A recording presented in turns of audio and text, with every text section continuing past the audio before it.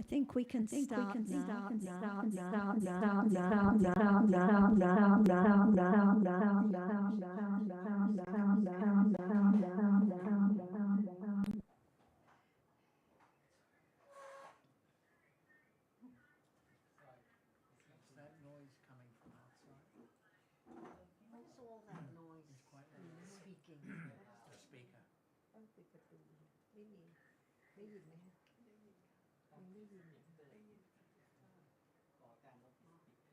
Oh, is that what?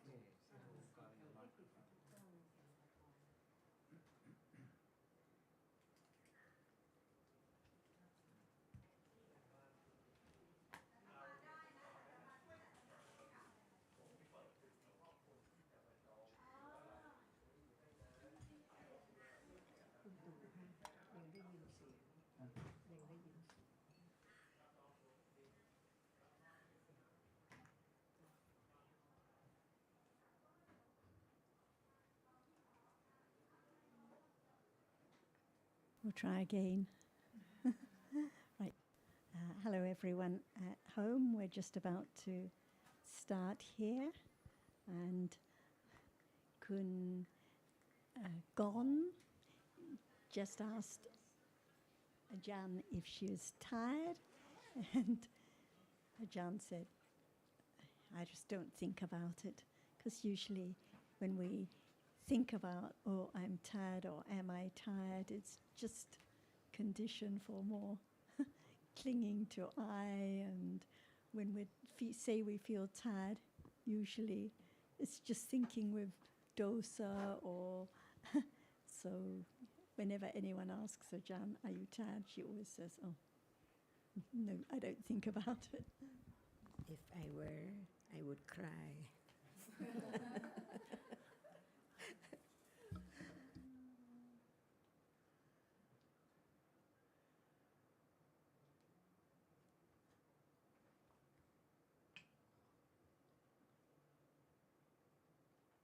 Any other questions you would like to ask Gon?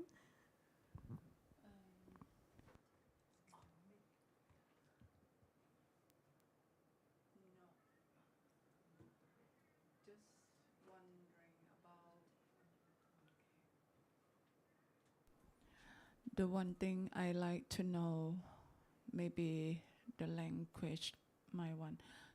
ขอโทษนะคะอาจารย์คำว่าสละภาษาอังกฤษว่าอะไรคะสละ Yes. What is that mean? How when we สละ You can't hear. Sacrifice. Okay. What is sacrifice mean? Example. Okay. When in the experience, when we do fundraising to help people, to help food bank, to help people breast cancer, something like that. What is that moment? That is mean like we do sala. So answer for me. Yes. To do something, to think about something. Yep. Yep. What is it? I just not understand why when we do that, why we feel proud when people say. By conditions. Can you stop that kind of feeling? I can think after that, but So, not straight away. if there's no understanding of that very moment, can there be the understanding of what you are thinking about? I can, it's very hard to explain. I can understand. I don't know whether one is tired by such and such question. Why do you do what you do? Why do you do that? You mentioned fundraising. Why do you do it? Because I like to help people, but when I'm doing it, people around always say like, "You so good, da da da da da da da," and make myself feel I'm not going in the right way. And after this problem, what about the next one? Next problem in life? It's all about myself. That is happening to me. But our thinking after that is too slow. Still, my fundraising, and I feel so good. yes, and yes. What But should I do? What should I think about? Yes. So it's just endless thinking about I and my me, situation. so important. And because of ignorance, this problem cannot be solved at all. It's endless, Yes, one by one. yes, yes. And why do you call it a sacrifice and not dana? After that, it's called Dhamma, Dana.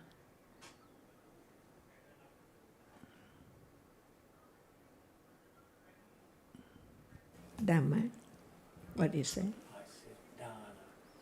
What is it? Giving, generosity. Why do you call it sacrifice and not giving? I don't know the word, the first word that you said before, but yes, sala. I call giving. I call sala. For understand sala, and not then sala la. Any word we use, what is La, the truth? the truth. Is the I I, right or I. wrong? Yep, So there is I in life, from life to life. yes. And what is the truth? Is The truth I. is not I. So It, the truth would is you like to understand the truth, not Yeah. I? yeah. But I can thinking. I think. So it cannot be solved. Yeah. It cannot be let go. It's let go because. At moment of I, Yeah. it's not letting go anything at all. Yeah. Just want to have no such and such moment. And just want to understand such and such moment, wanting, craving. And can attachment conditioned understanding, can attachment understand anything as it is?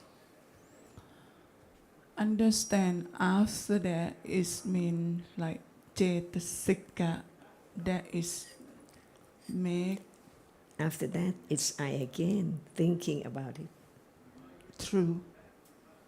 or in our life, Yeah. always I. So what is the truth? Can't control. Who control? Nobody. Is there any controlling? กรรม ภาษาไทย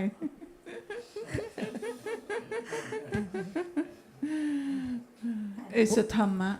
And all the time we listen to the discussion or listen to the Dhamma, when it's I listening, I having understanding, understanding. then actually it's not listening. It's not right. So this is the point in the sutta. So however long one listens, even it's all day or night, Yep. if there's no understanding of Dhamma now, Yep. just the reality now, seeing now, hearing, giving, conceit, then it's all about I, and it's not actually any listening with Yep. understanding.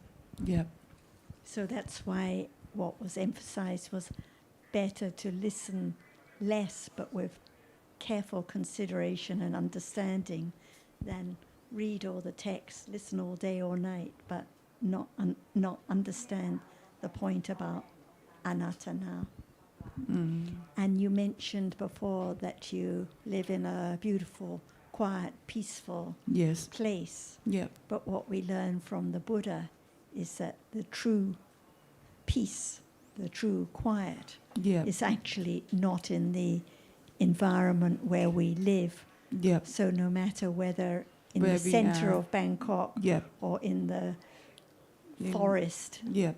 when there's clinging to I, craving to understand, craving for this or that, no peace at all. Yeah. So this is why it is the understanding of dhammas as anatta Yeah. that brings true peace and calm, Yeah. Thank not you. the place we live in. Yeah. Because the unwholesome tendencies, the clinging, the ignorance, follow us around wherever we are. So always being disturbed by our own thinking and clinging Yeah. and not letting go Yeah. of I. Really, really hard. Can Yeah. we also say that the reaction you described is a normal reaction of the worldling who still has all the kilesas? Still not understand. The unwholesome tendencies. Yeah. So another person in your situation would maybe have a similar reaction as you've described. Because as I understand your question, you're wondering why you react in that way. Yeah. Yeah. When people praise you for the good work you've done Yeah. and your reaction is an unwholesome one. Yeah. Feel like atta. Right. Feel like So people when they say something like call you such good people, yeah. I feel like You me feel and me uncomfortable. and me. Yes, I Yes. feel uncomfortable. Right. So I think that's a normal reaction to Okay. that. So either you react with feeling good Yeah. or you react with feeling uncomfortable. Either way, it's the Dhamma that we know as conceit. Mm. Are you familiar with that word, conceit? No. So feeling better than the other person or feeling lower than the other person? I'm not feeling better than another person. Feel like why I hear that word a lot from the people, that how I'm listening to Ācariya Sujin, and when I'm heard something like you so good da da da, Mm-hmm. I feel like why I'm always hear that, but I try to be I try to be like I do because I wanna giving. That's it. Yeah. That how I'm forgot this. But the words you hear are spoken with good intention, Yeah. and yet you have, shall we say, a negative reaction. It's a negative, not positive, Yeah, really. so yeah. It's a kind of conceit because you feel, well, I merit that praise or something like that. So it's just a normal, I would say, the kind of reaction that anyone might have in that situation. Either they will feel buoyed up, pushed, praised, and take that as a pleasant thing, or they will feel uncomfortable at being praised.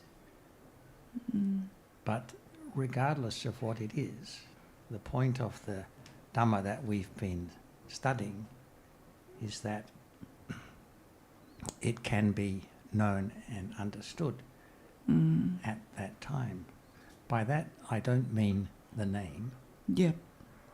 What is this particular reaction I'm feeling or particular feeling, but the reality of that moment of consciousness Yeah. can be the object of awareness and understanding. Or the feeling, it's accompanied by unpleasant feeling. The feeling, they're just, as Ajahn I think said earlier, just dhammas Yeah. arising by conditions. Yeah. And in any case, it's all gone. So what Yes. about now? There's no thinking about what they're saying now. But when there's, I try to be something, or I want to be something different, Yeah. what about the clinging, the strong clinging to I, Yeah. wishing it to be different instead all of just gone. understanding? It's all gone. Yeah. And Thank you. important. Yeah. Thank you. How about now? Pleasant The spirit, feeling. yeah, gone again. Yes, Yeah. gone. And Otherwise, understanding, we try to work out the story about what happened, but what about now? That is past. Yeah. and we come to appreciate that the reason that that reaction occurs is in part because of the accumulated tendencies. Mm. And so Ajahn question was, well, what's going to happen in the next situation, in the future? And the answer is, well, because those are the accumulated tendencies, it will happen again. Yeah. It can't be stopped. No. The development of understanding doesn't mean that suddenly accumulated tendencies stop emerging. Unwholesome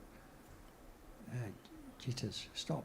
It just means that they can be understood for what they are. Yeah. Thank you. I think Han has maybe Eve first.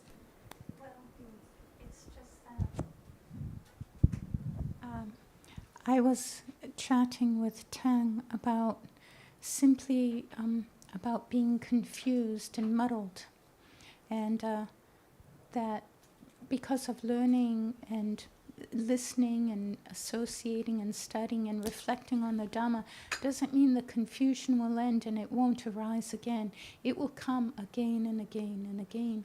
And I was remarking with Tang is that this is why we keep coming to hear from Tanajan and the discussions even after decades, because confusion and other states will arise again and again. So I appreciated that little bit of discussion, that it's only natural that these things, that it will arise. It's not the self, it's not the person, nothing like that. Thank you.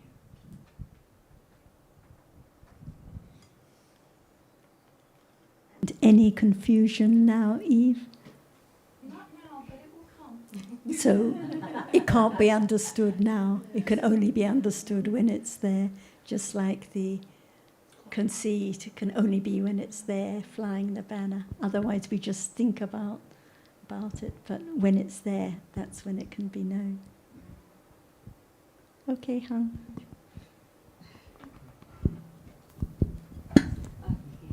Sarah, sorry, the audio is very quiet. Well, it is for me anyway. I don't know whether you can switch it up. Sorry.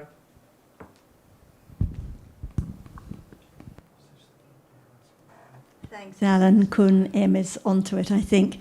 Just put a note in the chat if you have a problem any time with it, because I can see that. Okay. Okay.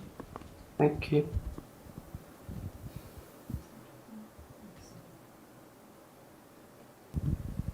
So back to Ajahn, back to Dhammadhara. Yes, I'd like to listen more about the Dhammadhara. Is that the moment of understanding without forgotten about the truth?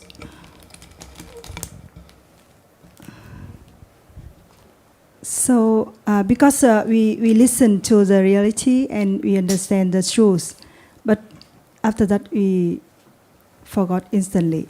And when you are asked again, what about the understanding? None or very little, Very little. but it's still there. As so very little to be truthful to the truth. How much Dhammadhara for Very what little. is heard about Dhamma. all are Dhammas. What Dhamma is known now? It seems like we just know the words. So And there is still I, right? Yes. And when there is the idea of I or I, can there be any moment of beginning to understand that actually it's not I? But it's not just by thinking. Yeah. Otherwise, it's the world of thinking all the time. But there is not only thinking. What about moment of seeing, hearing?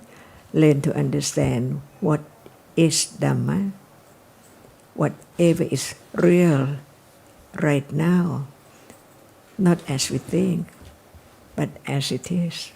Yes. And that is firm, Dhammadara. What appears now is not as we are thinking about it. But the truth is that the nature of it cannot be changed. So Dhamma is that which is there by conditions when it appears and then gone, little by little, to have more confidence. And that is Dhammadara, about Dhamma. Until, what about seeing? It sees no one. See? So at moment of seeing, when it's there appearing, because of Dhammadara, that it sees only that which can be seen, no one at all. Imagine how long will it appear to be realized that it's there and then gone. And at moment of seeing, it's that no one, it's not I am seeing. But at that moment, understanding that which is there, no one at all. Even understanding right then does not appear as legs or arms or seeing or thinking. That's why learning to understand the ultimate truth. Seeing sees, yes. Seeing sees that which is seen only. Now, not yet. Not yet. That's why learn to have Dhammadara of the truth. So it will lead to understanding more and more, closer and closer to seeing. Because now we're talking about seeing, but no attention to the seeing itself at all. So Dhammadara about seeing is real, is there, but the truth of it hasn't been realized yet. Yes. But why do we listen again and again and again to be Dhammadara? Seeing right now can be object of understanding. Otherwise, there will never be Cittanupassana Satipatthana. That's why understand each word, the first round, clearer and clearer and clearer. And that is a moment of letting go ignorance and attachment, taking that for something all the time, until it's a moment of directly understanding what is there just right now by conditions, no time to expect. What would be object of understanding? Who knows? And that is Dhammadara of Dhamma. Dhamma is Dhamma. No one seeing sees that which is not anyone at all. Right now, beginning to get closer and closer to the moment of seeing until the other object cannot appear together right now. So even the path, the understanding each moment of the truth, that nobody can change seeing to see, only that which is seen. Only that which is seen, no one. Is it true? Dhammadara of Ācariya Sujin, the four Ācariya Sujin. So it's a development of the right understanding. The way it is, development is a little more understanding, a little more firmer, more confidence. And it has to be, I was going to say the same, the understanding with firm confidence. It has to be firm confidence. So even when one hears something that is not correct or read something which has a confusing translation, no question, because it's firmly held, firmly retained what is true, what is right, tested out right now. And it doesn't matter to say that it's the first round of the Four Noble Truths, because the truth is that it's just intellect understanding of the Four Noble Truths. And Dhammadra of the Four Noble Truths, each one, dukkha, the first 1, 2, 3, 4, so far. Yes. And that's the only way to let go attachment and try to understand this or that with attachment, unknown, lurking. Why not understand what is there now? Thinking about other things. Yeah. Thinking about other things and thinking about dharmas in one's own way, in one's own interpretation, instead of firmly understanding what is the truth about them. Like one can listen for years but still think about seeing in one's own way about with regard to I am seeing, or think about what is intellectual understanding for years with the idea that it just means how much one reads or how much one listens. So the firm understanding has to be the understanding about the truth, not just the thinking in one's own way about it. Sarah, when you read the sutta, you also mentioned that Dhammadhara usually mentioned together with Bahusutta. So having learned much, right? Or having heard much. But that also has to be with understanding, right? This is the point, like when Ajahn says, listen more, listen more. People think this means just listen for more hours, turn on the recording all day, and this means listening more. But Bahusutta, or listening more, means listening with understanding, and like it's stressed in the sutta, better to listen or read less, but consider very carefully. A little with right understanding is more beneficial than being the expert in the Tipitaka or in Pali, but without understanding, because it's useless. And I think a more accurate translation, I'm not a Pali scholar, but Bahusutta would mean having heard much. Having heard much. And of course, it means much with understanding. Yes, having heard the true Dhamma much too, because there can be listening to what is claimed to be the Dhamma, but it's not. Or there can be listening to a person speak who does understand the Dhamma, but might be speaking at a level that that cannot be comprehended, or that listening without paying attention, or any sort of thing. So it's not a question of the amount of listening, for sure, as Sarah has emphasized. It's a matter of having heard the true Dhamma properly explained a lot.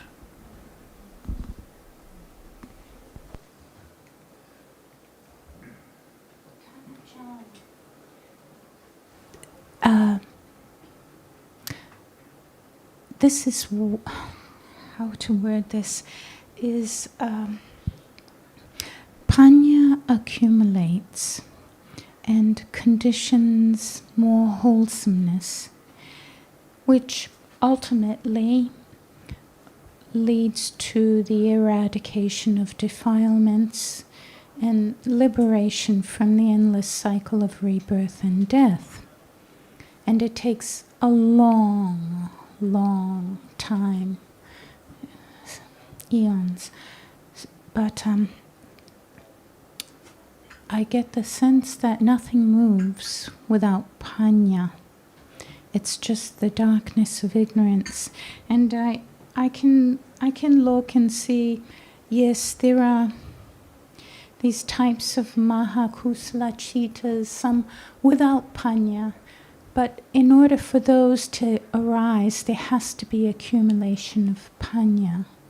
So I was chatting with Tang next to me about Kanti, the patience and the endurance, and that came up again when Gon asked you if you ever felt tired, and the thought came to me again about Kanti and patience and endurance, to come here and listen and consider and study and reflect over and over, and that there can be Kanti, the virya, to endure and persist in this, no matter what. This is the truth, and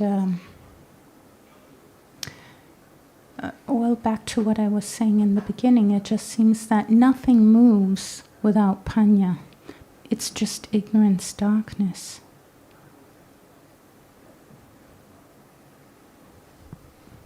Is it a reality which understands no one? Each word should be carefully considered again and again to understand the truth that is so very subtle. We are talking about so many realities, but it depends on what is there appearing to be known. For example, we talk about feeling. We all know when feeling is there, but when it's not there, what kind of feeling right now? Who knows? When it does not appear to be known, it has to be there for sure. For one day, when it appears, there can be the understanding of it. That's why we learn about what is there in life, which appears to be studied, to be known. For example, seeing. There is seeing. Anytime when it's there, it can be known right there. But if it's not there and we try to think about seeing, what about that moment when it's there, it's not known? This is the subtle point of understanding the truth of what is really there.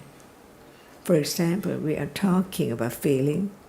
Is there any understanding at the moment of talking about seeing? No. That's why we learn until it's there. And there's no way to learn understanding.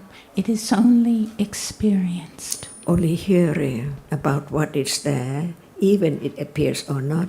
For example, at this moment, at moment of seeing, if there is the understanding, the nature of seeing, no doubt about the nature of hearing. But what is seeing? At moment of seeing, it's that. At moment of hearing, it's that which hears. So there is a reality from birth. Otherwise, there cannot be any being, any living creation at all. Snake and cat sees, but seeing is not snake and cat.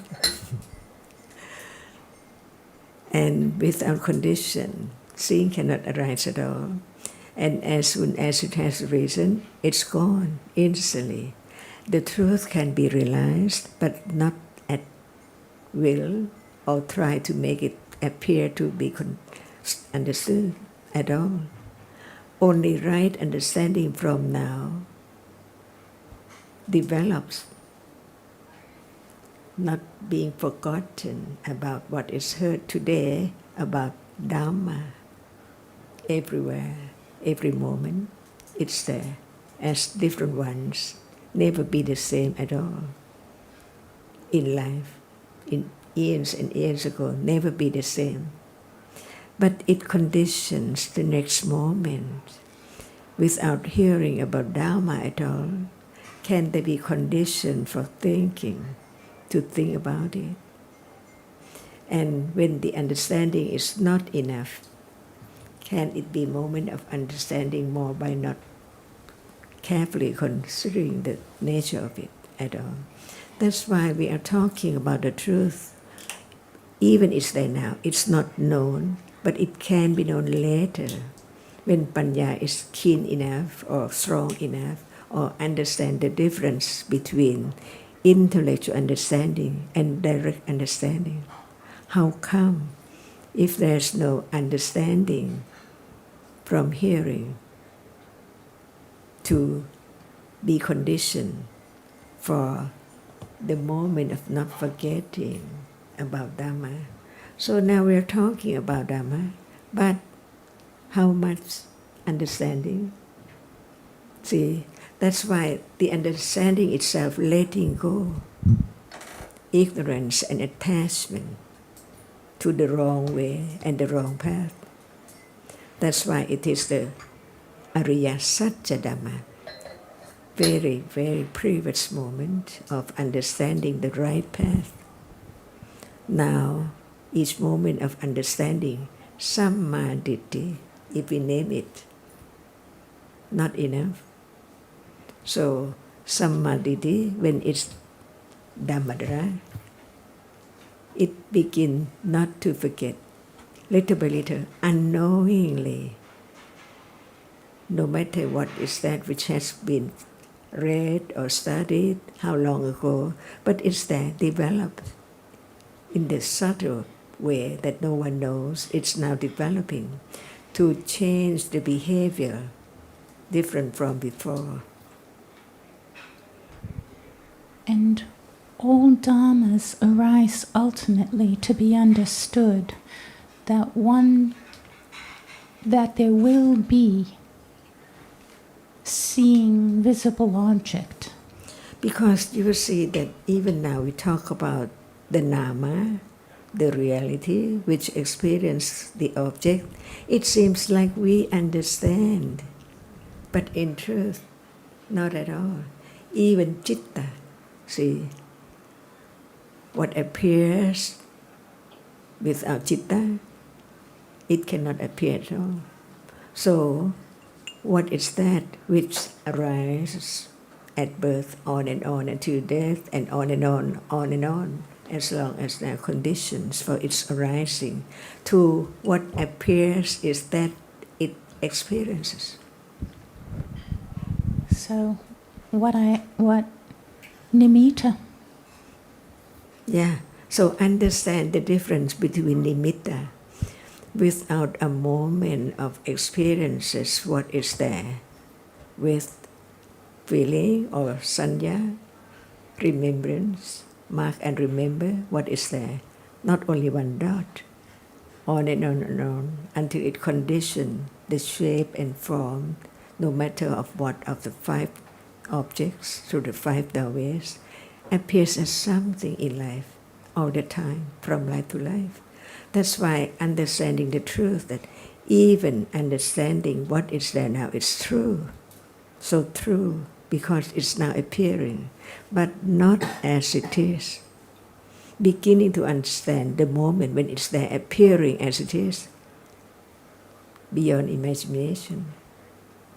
There can never be anyone at all. Because of that moment, it's the moment of only one reality appears so very, very quickly. And Panya follows the other moment to understand what is there. Because of understanding that which appears, so whatever appears later can be known, depending on how clear, whether it is moment of vipassana or moment of satipatthana, or moment of just intellectual understanding right now. That's why understanding how subtle reality is, beginning to understand who's the enlightenment. Before enlightenment, how long? Accumulation, of all kinds of parami, because understanding that at moment of akusala, even kusala cannot arise. At moment of wanting or wishing, it hinders the understanding, the panya, to understand that it's only that which is not the object of clinging, because it's gone. Whatever one clings to now, gone. It's only thought about with ignorance and attachment. That's why it's even a moment of kusala, just by condition, against the condition for akusala all around. That's why this is a way to understand the Buddha. At moment of understand the teachings only. And it's a moment of letting go, wanting, wishing to experience the object, because it's so subtle. Just understand what is meant by that which is seen. It cannot be anyone or anything at all, just a moment. Until then, no doubt about what is meant by no one, no idea at that moment, because it's the moment experiencing that which is there as it is. No need to think about it, it's there, known clearly, directly experienced. So Dhammadhara, from now, each moment, until then. That's why they should be considering the deep meaning of the words of the Buddha, even Dhamma, even Anatta, see, and each word.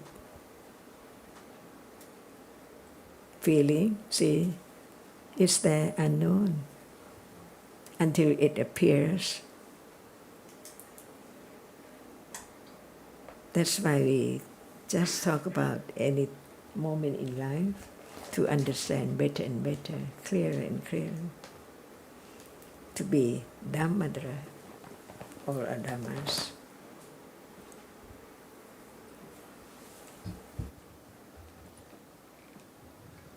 Thank you, Ajahn. And just going back to Eve's original expression about nothing moves without panya. I think what you mean perhaps is there's no movement on the path taught by the Buddha without panya. Yeah, and that is quite correct, of course. And I think your point is this, that the other Mahakusala Jittas may arise, but they are not movement on the path, only when accompanied by panya. So, I think yesterday you had another saying about something being the foundation of bhavana. Well, it's panya that's the foundation of bhavana, nothing else.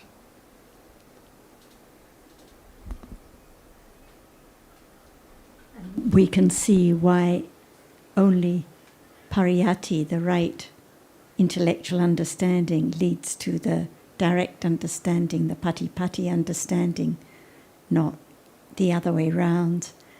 And the careful considering and understanding now of the dhammas we've heard about leads to directly understanding those same dhammas, such as what is seen now, or the seeing now, the sound that's heard now, or the hearing. And as the understanding becomes deeper and deeper, less doubt or confusion, because each seeing is just the same. It's just the same characteristic of seeing which sees. Whatever is seen, whatever visible object, is just that which is seen. So no doubt that the visible object yesterday or last lifetime or next lifetime or in animal realm or ghost realm. It's still just visible object that's seen. So this is the firm confidence that develops through the deeper and deeper understanding of the truths.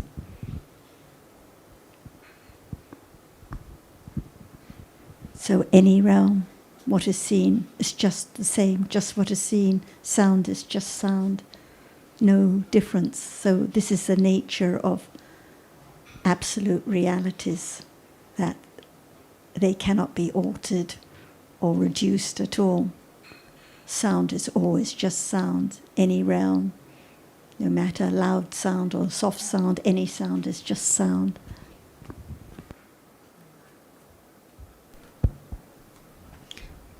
Actually, there's a question from Hai. She followed the discussion, but she cannot join because she's working. And she asked a question about Samadhi and Panya, although she knows that they are the same realities, but it seems to her that the use of those terms varies. So could you please give some elaboration? Thank you. Actually, there are many different words that are used for understanding, amoha, vijja, panya, samadhi, and so on. And sometimes, as she says, they are used in different contexts. Usually when samadhi is used, it's with regard to the path, the right understanding of the truth of realities. As we know, there are different kinds of panya. There is the panya that develops in samatha bhavana, the development of calm, even when there is no understanding of realities. But usually this is not referred to as samadhi, for example. So it does depend a little on the context. And usually when we're talking about the beginning of understanding, like now, it's actually like the precursor for the right path, because it's not the direct understanding of realities. So it is the beginning of samadhi, but usually samadhi is used in connection with the direct understanding, the development of satipatthana, of the path. But whatever term is used is all panya cetasika. But perhaps Ajahn would like to add more. Any level of understanding. It can be used for any level. But to show the differences between different words. Different words and different levels, different degrees. So usually in the connection of the path, it's specifically used, but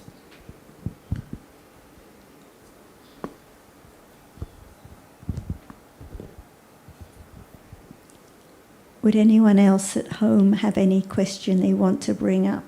Maeve, I can see your video is on. Gabby, your video is on. Anyone who has a video on, please feel free to ask a question, because Ajahn can see you on her screen. Would you like to bring up anything, Maeve? Thank you, Sarah.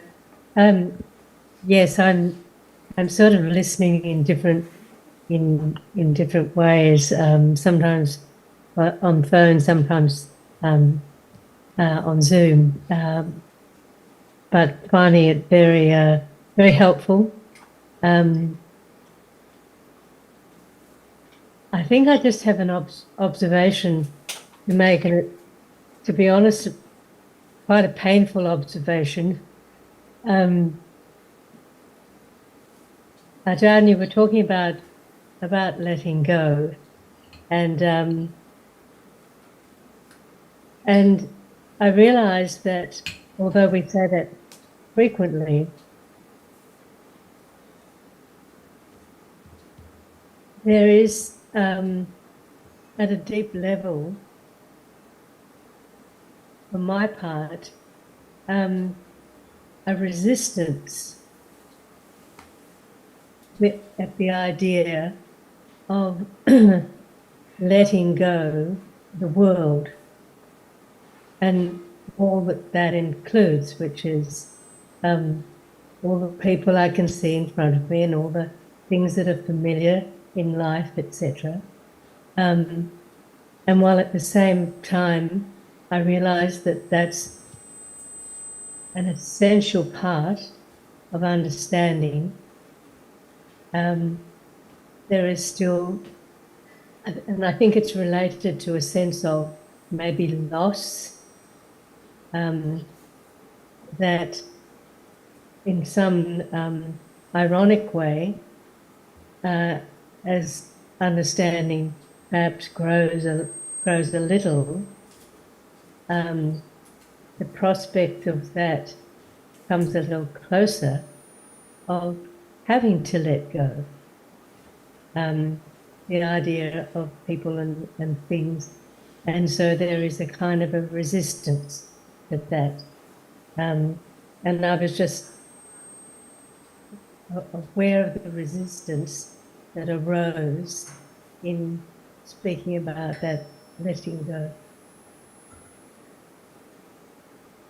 So I'm not sure what the question is.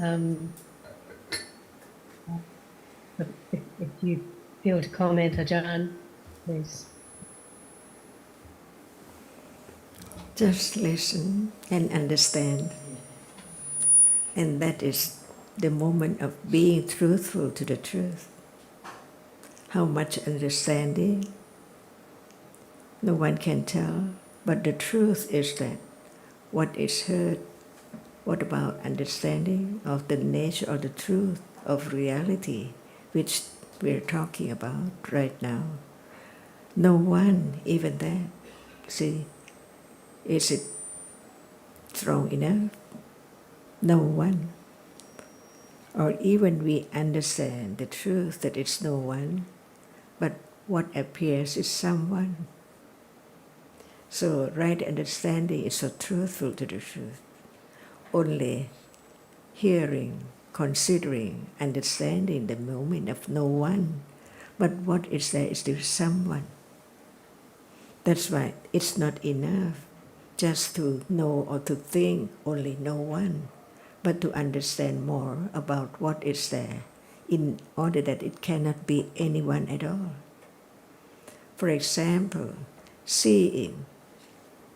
It seems easy to say seeing or to understand seeing, but in truth, it's just the knowledge about what is seeing, and seeing is now is there, but the nature of the reality which sees does not appear to be known at all, while the object which is seen is still there. Beginning to consider more careful about the truth which is hidden, even it's there, and heard about it all the time. But is it time for considering about the seeing itself? Right now begins. For example, seeing, without the word seeing, it's there, sees. So it's real, it's a reality which arises to see or to experience that which is seen, or it's the reality which arises just to experience no matter what, unknown or known object. It's there. No one can stop its arising at all. Even it's not known. For example, at moment of being fast asleep, it cannot be known. But now, even it's there. But the object which is seen hinders the truth of that which sees, because attention is to what is seen, not to that which sees. Right? Until it's time by conditions, the moment to attend to the seeing right now, not the object which is seen. Gradually, so very little at a time, not by trying so hard, but there are conditions. After hearing again and again and again, And when it's there, time, not anyone make it arise, but it's time for it to begin to even just think about it. And then Dhammadara, attending little by little to the characteristic which experience the object, not the object. Little by little. It's not clear in the beginning because even hardness is now appearing and it's a reality, but its characteristic is not known. Just remembering that it's a reality only until its moment of attending to the characteristic which is hard, not the word, but the reality which is there and then gone when it's not there at all. And in truth, before it's not there, it arises and falls away to be known as it's there, no matter how long or short it is. So the understanding of the truth is Dhammadara, condition more and more, interest, chanda, with viriya, to listen again. Because how long we have listened, and if it's not conditioned to attend to the seeing yet, there's no attention to seeing, but the more hearing, considering, can condition that moment. And without Dhammadara, never be moment of beginning to study the characteristic which sees, that is not that which is seen by conditions. So Dhammadara of Dhamma and Anatta, so very important. No matter what is there, it's heard or thought about, conditioned moment of realizing with anattaness by conditions. And that moment is the Eightfold Path, the Sammaditi, the only way, with patience, Parami, Satya Parami, Adhidana Parami. That's why it conditioned whatever in life to be different from before, even little by little. No chanda as before about other things, but a little more chanda, time to hear, to read, to consider, to understand the precious moment in samsara. In samsara, not only just in this life. Because of Dhammadara, of each word that is so deep, even it's there. So it can be realized only with more understanding of the nature of that. So if we don't talk about the nature of seeing, as it's just a reality, no shape, no form, no smell at all, it's there all the time, sometimes be known and sometimes not known. At the moment the object does not appear, it's there, see? So it's that which can be gradually attended to understand the truth of that which is now in between seeing and hearing. But when there's not enough understanding of the nature of seeing and hearing, how can there be moment of being aware of moment of seeing, different from moment of hearing? And when the truth appear, the second and the third round of the Four Noble Truth, exactly as we heard. Otherwise, how can there be the moment which seeing is not hearing and hearing is not thinking? What is there in between to make it known that it is different from each one? This moment now, seeing is not hearing. See, it's so true. But so many realities are there together. How can seeing appears and hearing appears, and what is there in between is there to be known, that without that moment, how can there be the understanding, the difference between seeing and hearing? if they are together, but they cannot be together. Just little by little, beyond any expectation, because it's already there. If you expect to understand this, what is there at moment of expectation? That's why learn to understand only that.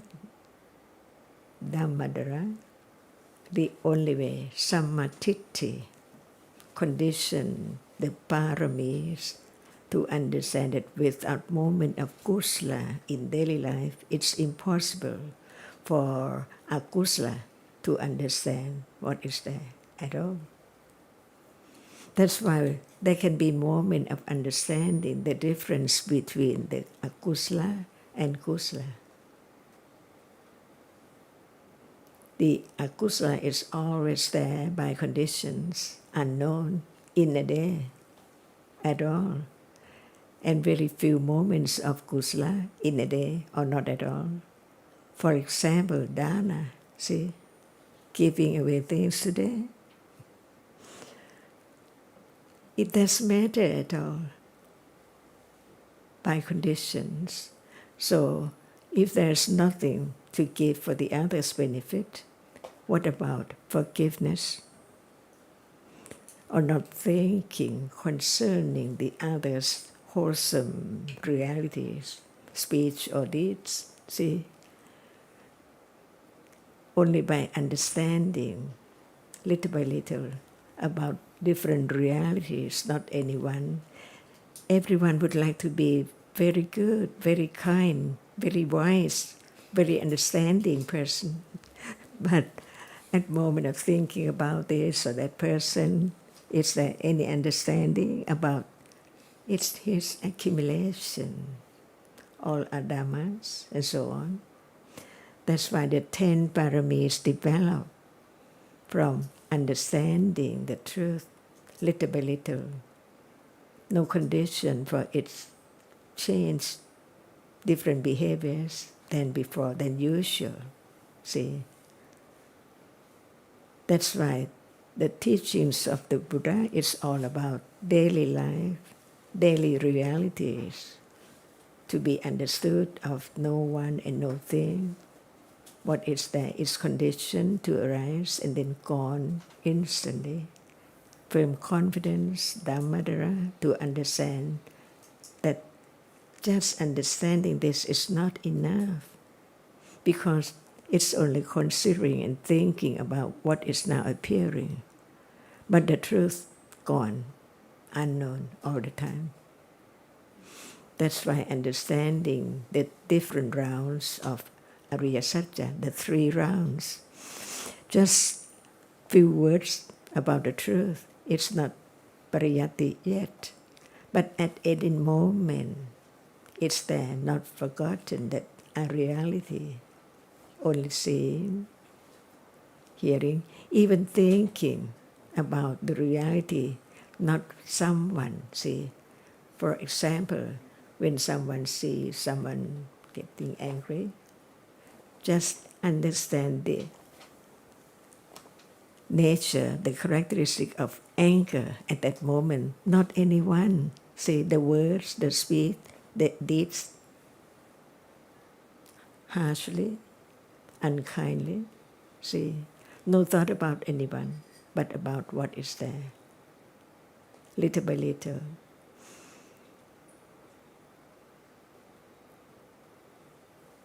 Naturally. Yeah. Yes, naturally, Ajahn. And as you described, there are so many opportunities to be known, for the realities to be known. And when I mentioned about resistance, the thinking, at the level of thinking, the idea of letting go, at the same, well, almost immediately afterwards, I knew that this was not helpful, but it had arisen. And I suppose it just pointed to how much attachment is there, and what an obstacle attachment is to understanding. So although I don't particularly like to talk about it, it's worth acknowledging that that's what happens sometimes. And Panya can understand the nature of what is there. When time comes, even its attachment to just moment of what is it, see, at that moment, because it's not clear. For example, there is the understanding about Nama and Rupa, the reality which experience and the reality which does not experience. But what is there? As long as it does not appear clearly as it is. Doubt, see, what is there? Whether it's that level of jhana or not yet, or what? As long it does not appear clearly, there must be doubt about it.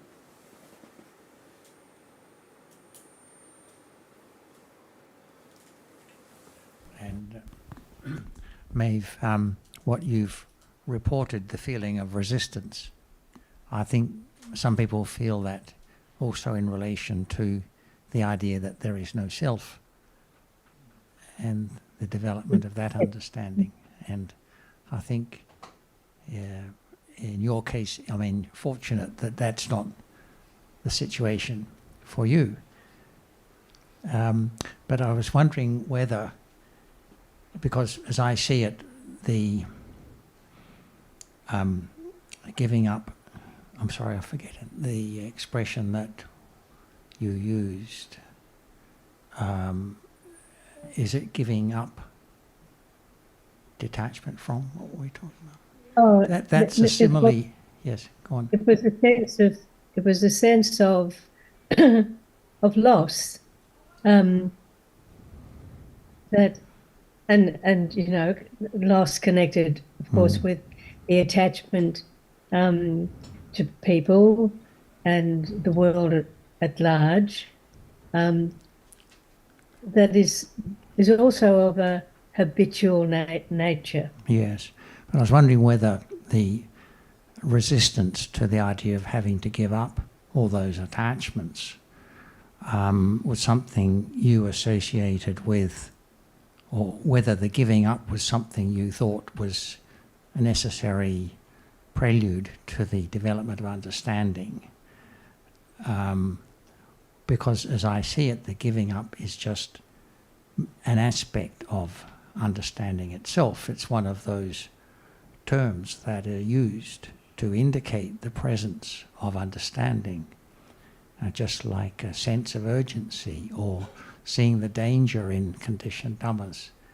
It's all an aspect of understanding itself. So as long as one is still appreciating the importance of developing understanding, and the fact that there may be this other reaction to thinking about what will eventually be the situation in relation to giving up would not be an obstacle, because it's not in your way of thinking a hindrance to developing understanding. But if one thought of it as necessary prelude to understanding, then it would be. No, I don't think I consider it to be a prelude.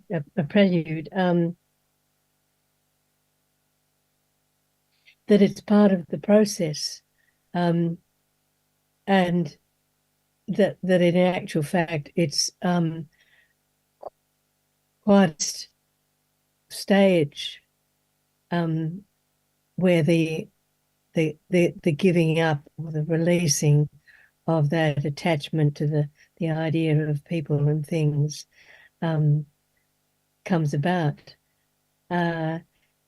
it was like projected thinking of that experience that seemed to prompt resistance to that idea, and at the same time intellectually realizing that it's an essential part of the process of realization. So it's at that, at a much more developed level. In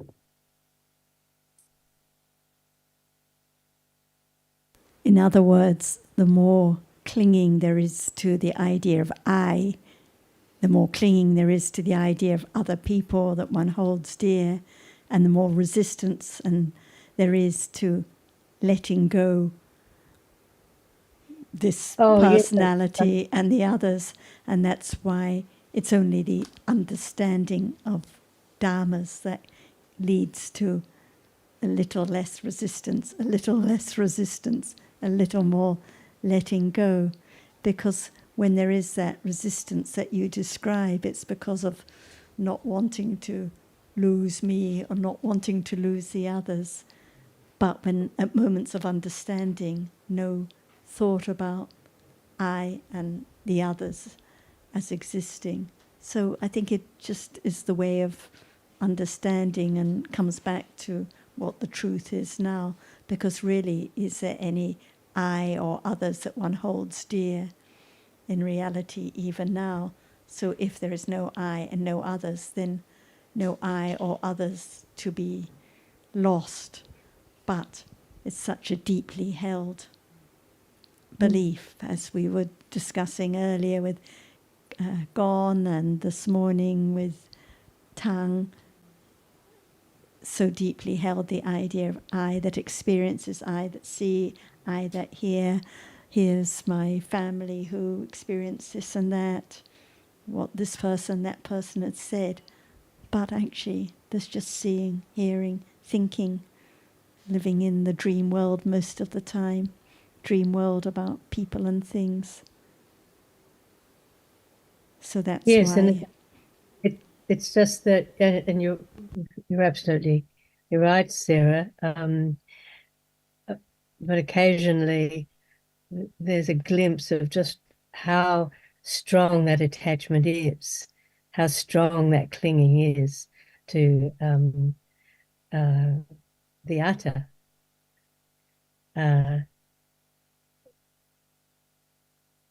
And so I suppose just the other aspect that occurred to me when Ajahn was speaking was that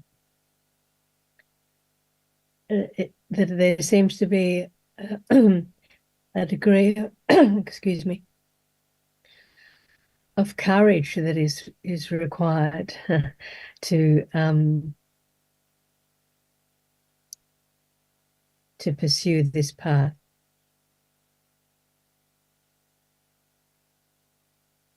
Jonathan mentioned for most people, there's resistance to even hearing or considering that maybe there's no atta, that there are just different dhammas. So the path takes courage, letting go of the wrong view little by little, because it is such a deeply held attachment. It seems like we have to let go of very precious things like friends and everything we hold dear, and so that's why we don't understand the truth, and we don't prevents from letting go what we assume to be truth, which in reality is just like hallucination. It's just like dreaming. Like when waking up from a dream and the mind still be clinging to the dream, but there is the realization that is it wasn't true. It wasn't actually happened, and so it has to be natural. We don't have to do anything, you know. We can stop dreaming. We can stop dreaming at night. We cannot stop dreaming during the day either. So, but we listen.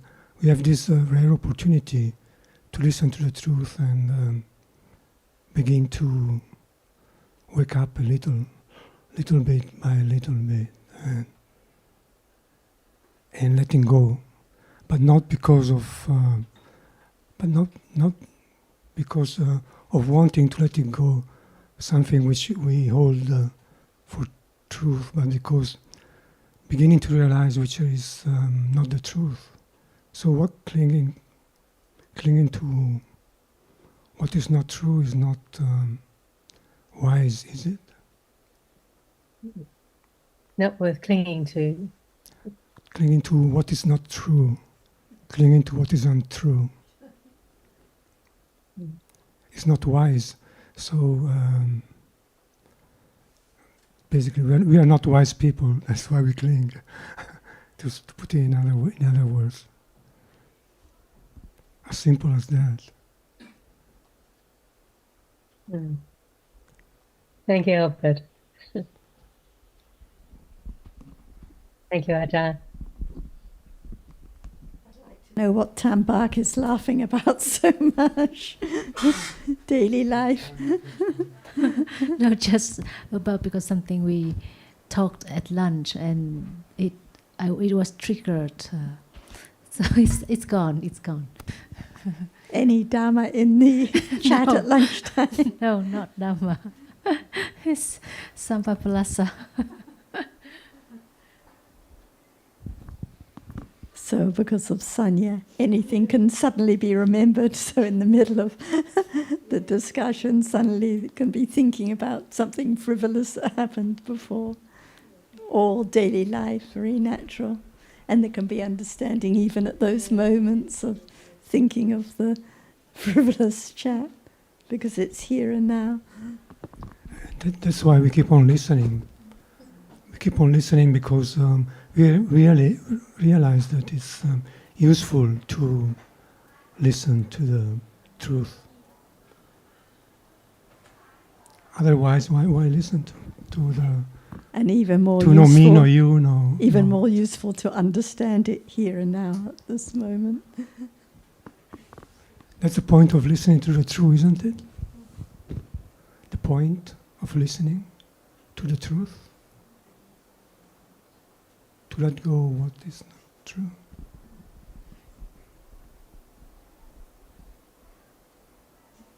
Little by little. And it is the only way. Listening is the only way, so... But without any expectations. No, of course not. Without any thought of, now I'm listening for the 1 hour discussion, therefore there will be more understanding. This is completely the wrong way, the wrong path.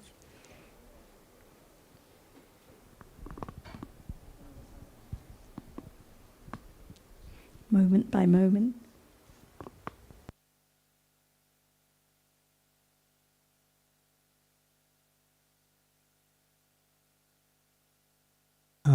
Maeve, I think it's your like the position you expressed is very. We all share your thoughts. We all share what you were saying about the about like the fear to lose something, listening to the Dhamma, but with the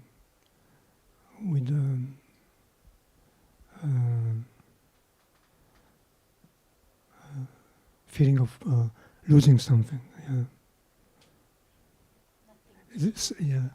Resistance to the But in truth, it's nothing to lose.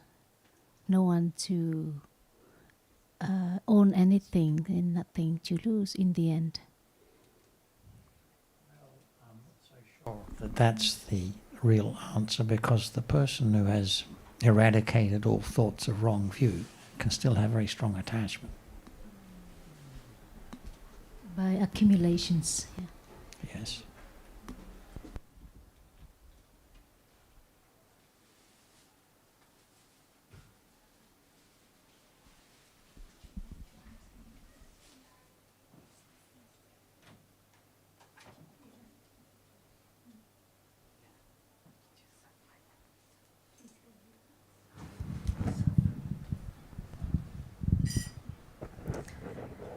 Hello everyone.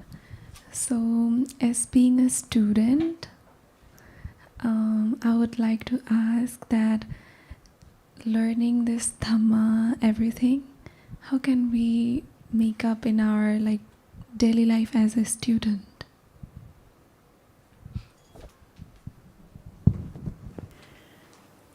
Daily life is always now.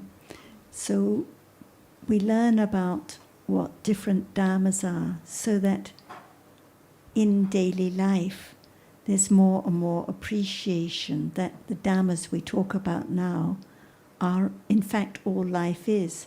We think in life that we have a dear family member and that I come here and go there and do this and that in my daily life.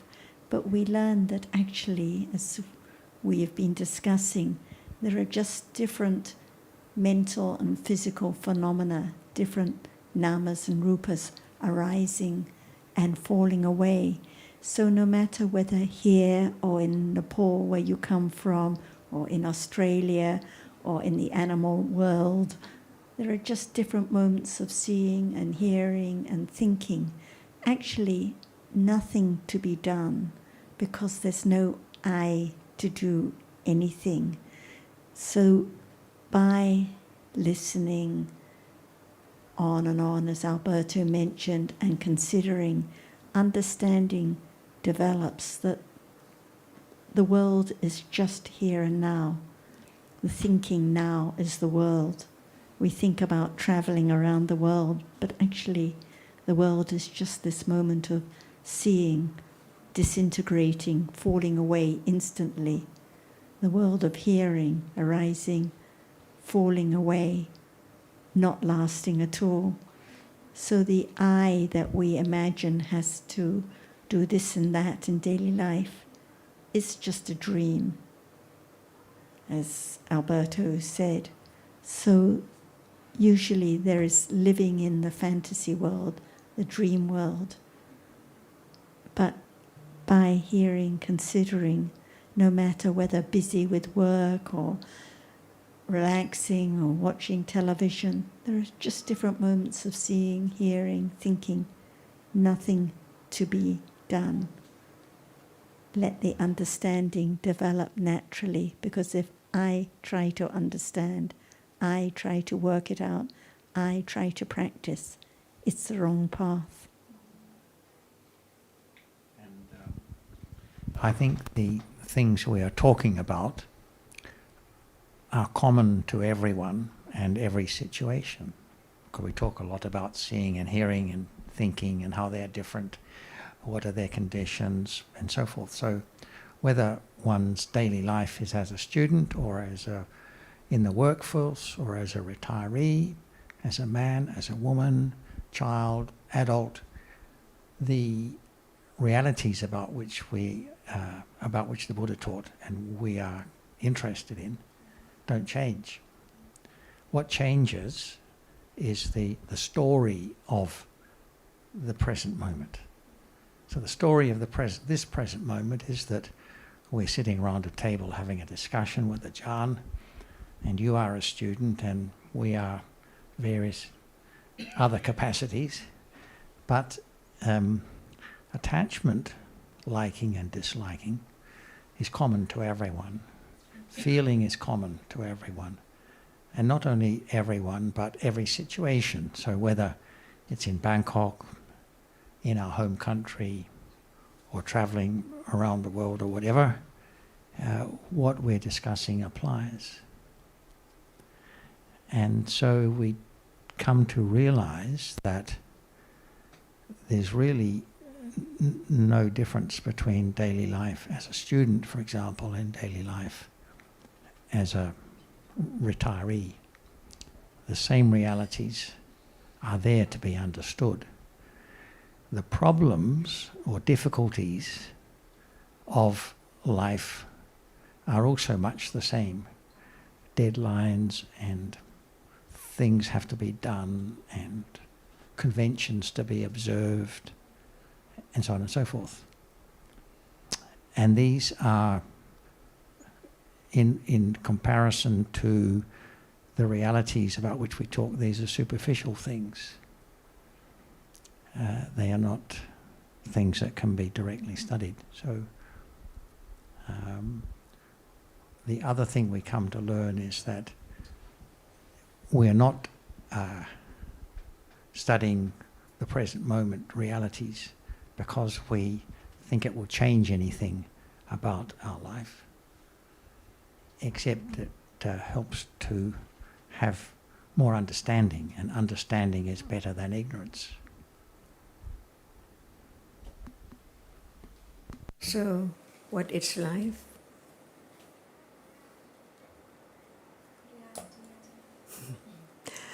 Now, The is it present life? moment Is it now life? is present moment. Is it life? No, Ajahn.